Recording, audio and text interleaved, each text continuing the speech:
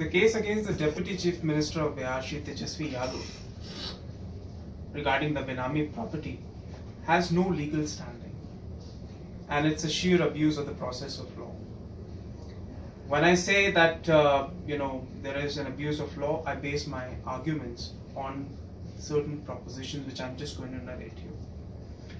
First of all, if I were to go by the media reports and whatever things are floating in the media, that property worth of over 500 crores has been held by the Lalu Prasad Yadav and his family as Benami properties. And also there are certain criminal proceedings have been initiated as per the Benami Transactions Prohibition Act of 2016. First of all, this is an abuse of law. And why? That these property has been acquired before the enactment of this Benami Transaction Prohibition Act of 2016. So anything which has been acquired before, how can we take criminal proceedings within this new enactment?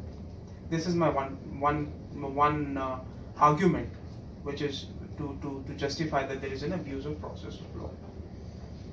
Second, if you see the definition of the Benami transaction under section 4 subsection 9, which defines what are the transactions of Benami, and if we specifically see subsection 9 and point 3, which talks about exceptions of the Benami transaction, if I were to read the bare provisions for you, that any person being an individual in the name of his spouse or in the name of any child or such individual, and the considerations for the such property has been provided or paid out of the known sources of individual. So that means it clearly spells out that minors are exempted from the provisions of the Act. And in our instant case, the property which is alleged to be Benami in the name of the Deputy Chief Minister was acquired 10 years ago. That means 10 years ago, our Deputy Chief Minister, present Deputy Chief Minister, Shri Tejashwi Yadav, was a minor. So that means he is exempted.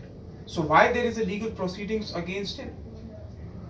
And when there is a criminal proceeding that has been initiated as per the media reports, which means there has been a provisional attachment of the properties which are within the purview of this particular act under section 24 subsection 3.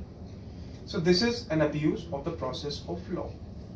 Secondly, there is a general provision that I need to explain about this particular amendment act, that Benami Transaction Prohibition Act of 2016 is not declaratory in nature, it is prohibitory in nature. As declaratory enactment only clarifies the real intention of a legislature in connection to the earlier enactment or earlier transactions. But what is prohibitory in nature? That prohibitory in nature, it tends to destroy the rights of the real owner of the property held as Benami, and also it destroys the right of the real owner to file a lawsuit or taking such a defense in a suit by the Benamidar. So this clearly implies that this particular act has a prospective in nature and not in retrospective in nature. So basing on all these propositions, I think the criminal proceedings that has been initiated under this new provision of the amended act has no legal